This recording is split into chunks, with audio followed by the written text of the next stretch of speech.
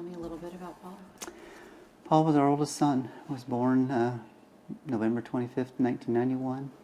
He graduated from Scott High School there in Omaha. Loyal Husker fan, and went to Iowa State University. Graduated here in May of 2014. What was he like? He was a great young man. He really was. He had a big heart. Everybody that knew Paul would always tell you what a great heart he had, and he always saw the best in everybody. He never had a bad word to say about anybody, and we've been reading all of the posts on the Facebook pages and things like that, and we're just hearing some incredible stories, things, people we never even knew, some schoolmates. One post we saw was from a young man that said, "I never would have graduated from Iowa State if it wasn't for Paul Troupe." We're just hearing great stories of how Paul touched people's lives throughout his very short life. What were his plans in terms of aeronautical engineering? He loved he loved the aerospace industry, and his dream job was to work for Boeing in the defense area on the next generation of military aircraft. And we're so thrilled that he did receive that offer and was working there in St. Louis at their office near the airport, and that's doing exactly what he wanted to be doing. So it was great. I feel like, obviously, he just started his life. He did. He had his whole life ahead of him, and it's tragic, obviously, but we're going to get through this. We'll get through it. What do you say to Sarah? We love Sarah. Sarah's just, we love her just like our own daughter. We've welcomed her into our family. She was the love of Paul's life, and the happiest day of his life was the day he married her.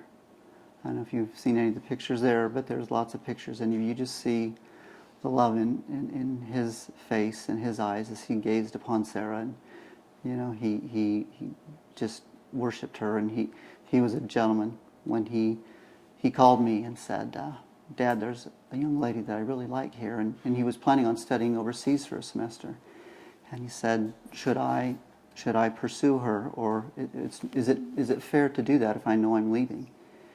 My advice to him was, if you like her, that you should maybe at least, ask her out and see where this goes. And the first thing he did was to call Sarah's father and ask for permission to date her. Wow. And I think that's very rare in today's society, that a young man has enough respect for the woman that he is interested in and her father to do that. And that speaks volumes about the character of our son. Your oldest? Yes, we have a. Did he always do things like that? Yeah, that was Paul. He never, was in trouble, any issues like that.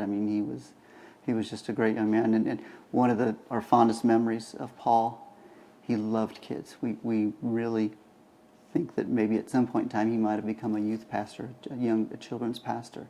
Because at family gatherings, he would be the first one on the floor rustling around with the 2- and 3-year-olds, and they would just climb on him. And it didn't matter if it was at our family or at Sarah's family. He was the first one down on the ground and playing with these little kids, and he would just sit there and play cars or trucks or blocks or whatever. And whenever Paul came in the door, the young kids just flocked to him because they knew Paul was going to spend time with them. It was fun to watch. We've got great pictures and memories and videos of him doing that. Track star? Track star, high school, cross country. He lettered all 4 years. He was a very gifted runner, and I got 2 stories there. His senior year, he finished 10th at state, which out of 78 runners. So it was a cold, hard day running on a course in Kearney, Nebraska. Sure. And one of the things that Paul would always do after every race, didn't matter where he finished, and he usually finished near the top, he would go through the chute and get his number clipped and recorded, and he would go back to the finish line and shake hands with every runner that came through. And he did that to congratulate them on their effort and the competition and the camaraderie of competing, whether it was his own teammates or there'd be 8 or 10 schools that would run in these meets together. And he would do that for every runner until the last runner was in. And that very last meet at state, the number one runner that was expected to win, I believe, was a diabetic and had a problem that morning. Finished dead last. I mean, minutes behind everybody. And Paul was there to shake his hand when he finished. And that's my son. Did you teach him that? His mom. His mom did a great job raising him, you know, and I'll take a little credit, but his mom instilled great values and character in him. And she was a stay-at-home mom and was there, and that has been a blessing for our family that she did that, and taught him what it meant to be a godly young man and a godly teenager and a godly man entering his early adulthood. So they were on their way to an award ceremony. Right, yes. Talk about the award. Do you know anything about it, or just like? Well, Sarah is an extremely brilliant young lady. She graduated summa cum laude from Iowa State with a 4.0 her entire college. She was valedictorian at her high school. She has a strong mind, and she was being recognized as one of the up-and-coming top 20 individuals in the aerospace industry. And so Raytheon was putting on a conference and sponsoring this event, and she was being recognized for that award Wednesday night, so they were here in town for that. Okay. And the last time you talked to Paul? Last time I talked to Paul was Tuesday night. They came into town and were staying closer to where the conference was being held. And I always tell him, you know, when you get into town or when you're traveling, text me, and so he did. And then they got over to the hotel, and he wanted to know if I was a awards member at the hotel they were staying at, so he could get free Wi-Fi. So I said, well, let me check, and so I gave him the account number, the password, and he's like, sweet, I got Wi-Fi, and we always ended our conversations with, I love you, Paul. He said, I love you, Dad. And so that was maybe 10 o'clock, 9 o'clock here in Phoenix time. Tuesday night would have been the last time I talked to him. Okay. But he knew he was loved. What do you think about this truck driver who apparently, I mean, they believe he was on drugs? And Yeah, we've met with the detectives and members of the Highway State Patrol this morning, and they weren't able to release maybe everything that they know, so we don't know a whole lot other than they think he's impaired and there's a charge there. You know, my heart goes out to him. You know, I don't know that anybody gets up this morning and says, I'm going to do something like this that's going to take another life, an innocent life. I'm trusting that that's not who this man is.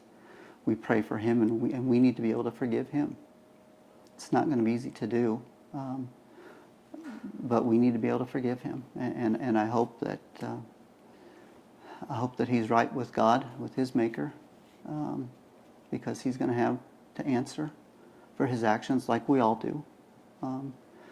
But we are trying to hold no animosity against him. It was an accident. It wasn't anything he did on purpose. It's very hard to do, but as we've prayed numerous times, we've prayed for him and his family as well, because his life is got a lot of uphill road ahead of him as well. anything else you want to let people know about Paul, or in a way to honor him? Well, thank you for that. He was just a great young man. I mean, he was a friend to all. We've just seen such an outpouring from our family and friends around the country, really sharing their memories, and that's what we need to help us get through this, because this is truly a devastating loss. He was my best friend. He really was. And, we just couldn't wait. It was hard when he moved away to St. Louis. We didn't be able to see him as often. But we were always very excited to get together. We had such plans this weekend even to go play the TPC at Scottsdale. Just opened, right? His favorite restaurant down here. I'll give a plug, White Chocolate Grill. We were going to go there for steak, Saturday night. And we were doing birthday and Christmas this weekend here. So as you can see over here, we've got our tree with presents that we all had the plans to do. And he's going to be missed. He had a great impact on so many people for only being 23 years old. That I want to honor him and make sure that we never forget his memory, that he didn't die in vain, and that God would get the glory for this.